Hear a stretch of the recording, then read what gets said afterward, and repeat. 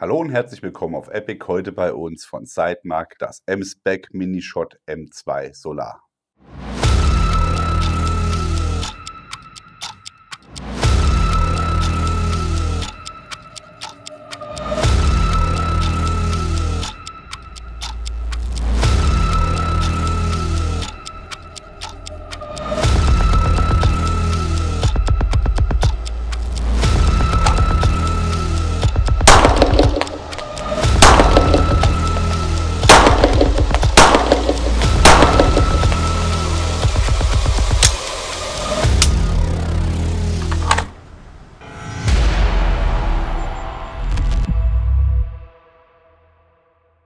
Wir haben euch auf der SHOT Show bereits von Sidemark, das war glaube ich sogar schon letztes Jahr, die neuen Solargeräte vorgestellt. Das ist das Mini-Shot M-Spec M2 und M3. Das M3 werden wir euch auch noch in naher Zukunft vorstellen. Heute geht es um das M2.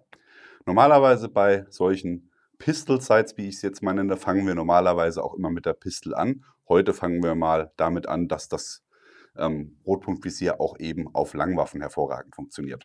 Wir haben es jetzt hier zum Beispiel einmal auf einer SCAR montiert. Natürlich geht es auch auf AR-Plattformen. Und gerade in Verbindung mit einem Zielfernrohr kann man hier ohne weiteres das Ganze aufbauen, um eben einfach dann für den langen oder für die weitere Distanz das Zielfernrohr zu nutzen und für einen schnellen Wechsel auf kurze Distanz auf 45 Grad so eine Optik.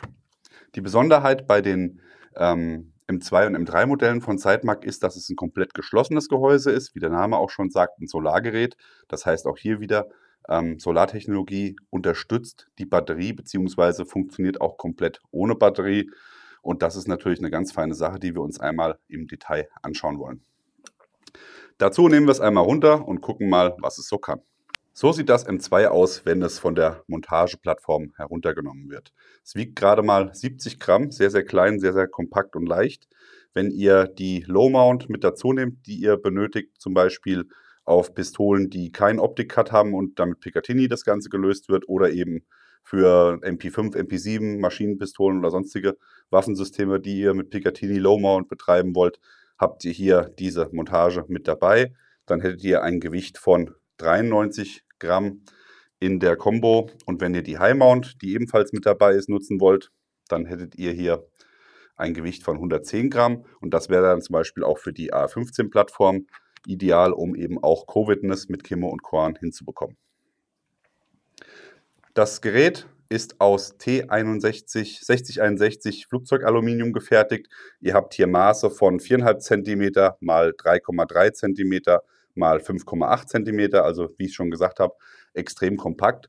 Und dadurch, dass wir hier eine Scheibe in der Front und im hinteren Bereich haben, ist der Emitter, der da in der Mitte sitzt, auch komplett geschützt. Das heißt, Regen oder Dreck oder sonstige Einflüsse, die bei einem offenen Reflexvisier die Projizierung des Absehens verhindern können, kann hier nicht passieren, da das ein komplett in sich geschlossenes System ist.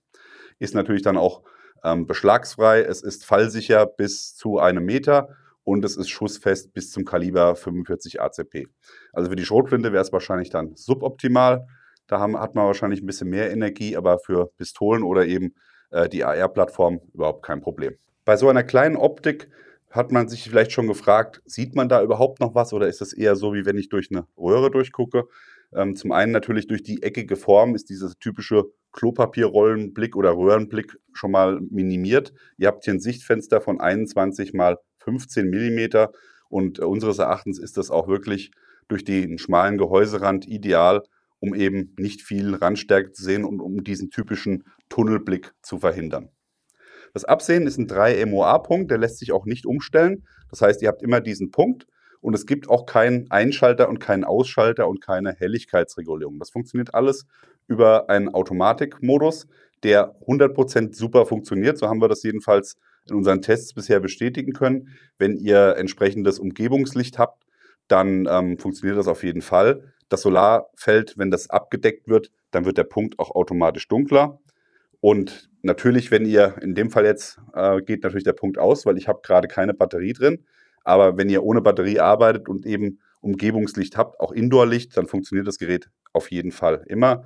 Und um halt auch die Funktion zu gewährleisten, wenn denn überhaupt kein Licht vorhanden ist, muss man eine Batterie einsetzen.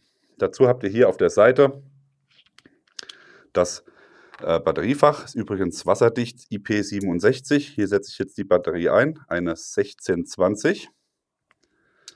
Dann schrauben wir das mal zu.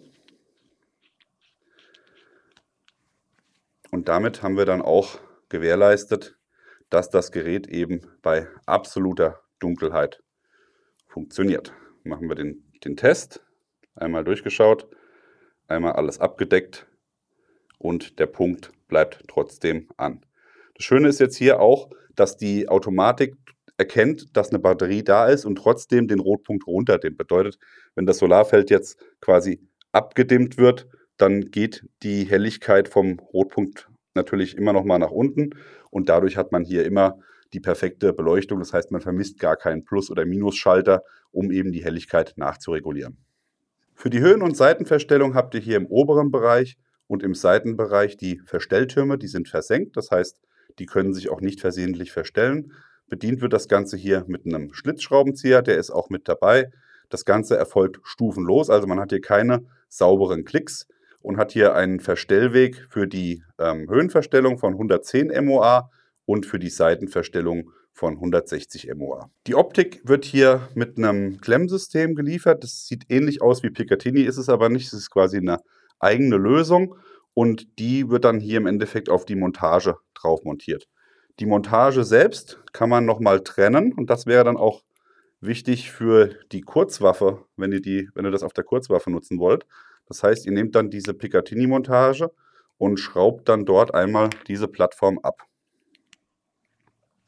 Habt ihr das gemacht, kommt hier eine Montageplattform mit einem Lochformat zum Vorschein, die euch vielleicht ein wenig bekannt vorkommt. Denn das wäre jetzt im Endeffekt die Schnittstelle, die ihr benötigt, um das zum Beispiel auf einer MOS-Glock zu montieren. In unserem Beispiel hier haben wir tatsächlich eine MOS-Glock mit den verschiedenen Montageplatten. Jetzt im ersten Step nehmt ihr hier diese Platte und schraubt sie von der eigentlichen Plattform los, wie ich es gerade eben schon gemacht habe. Dann löst ihr von der Glock den eigentlichen Blindsockel, der die MOS-Abdeckung abdeckt. Dann nehmt ihr die passende Platte aus dem Set heraus. Das wäre in dem Fall beim M2 ein RMR-Footprint, wie von Tricicon RMR. Setzt das auf, dann wird das verschraubt. Auf diese Platte schraubt ihr dann diese Platte hier, die dann als Basis dient, um die Optik dann zu montieren. Die Optik wird dann ganz zum Schluss einfach nur eingehängt und hier vorne verschraubt und dadurch sitzt die dann auch fest drauf und kann vor allem auch jederzeit wieder schnell entnommen werden.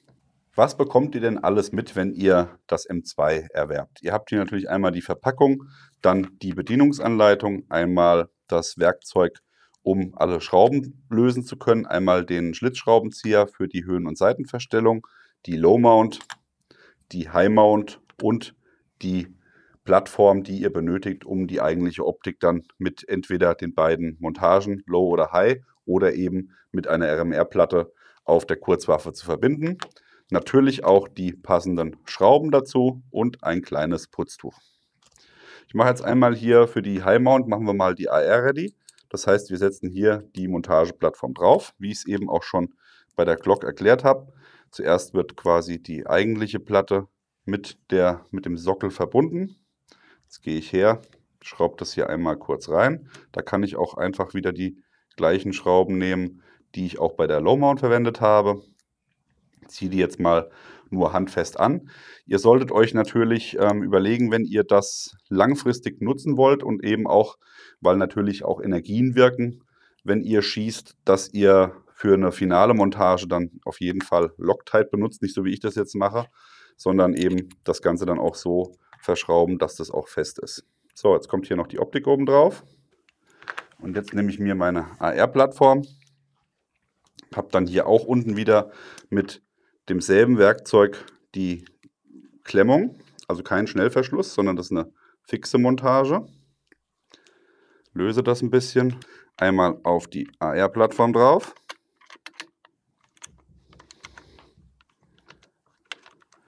Und das Ganze verspannen. Und jetzt können wir nämlich auch gleich mal kontrollieren, ob das wirklich auch in einer Linie mit meiner Kimme und Korn ist. Und das schauen wir uns jetzt mal an, sobald das hier verschraubt ist. So, gucken wir einmal durch. Ja, mal abgesehen davon, dass mein Kim und Korn hier komplett verstellt ist, ist der Punkt auf jeden Fall in der Höhe von meinem Korn und damit kann im Endeffekt so geschossen werden, ohne dass hier Kim und Korn in dem Fall fix auf der AR-15 verbaut ist, im Weg ist. Ich habe natürlich auch als Backup-Visierung die Möglichkeit, Kim und Korn wegzuklappen, dann wäre das auch nochmal aus dem Weg, aber es gibt Leute, die wollen genau so ein Setup haben, um eben halt auch bei einer Ausfallsicherheit alle Möglichkeiten abzudecken. Wir haben das M2 auch auf der Schießbahn in Offenbach bei Messer Waffenhandel getestet. Übrigens sehr coole Schießbahn. Wenn ihr noch nicht da wart, solltet ihr auf jeden Fall mal dort vorbeischauen. Die Optik macht einen hervorragenden Eindruck auf der Kurzwaffe, gerade auch vom Formfaktor her. Man hat jetzt nicht das Gefühl, da sitzt jetzt ein riesengroßes Klotz oben auf der Waffe. Sie ist sehr leicht, sie ist sehr führig. Einziger Nachteil ist jetzt im Vergleich zu flacheren Optiken, die tiefer sitzen, dass man hier auf jeden Fall Kimmo und Korn in Suppressor-Side-Höhe braucht, um eben halt auch dort ein Co-Witness zu haben, wenn einem das wichtig ist. Ansonsten hat man hier ein super klares Bild, auch bei Indoor-Lichtverhältnissen überhaupt kein Problem, damit eine Trefferaufnahme zu machen.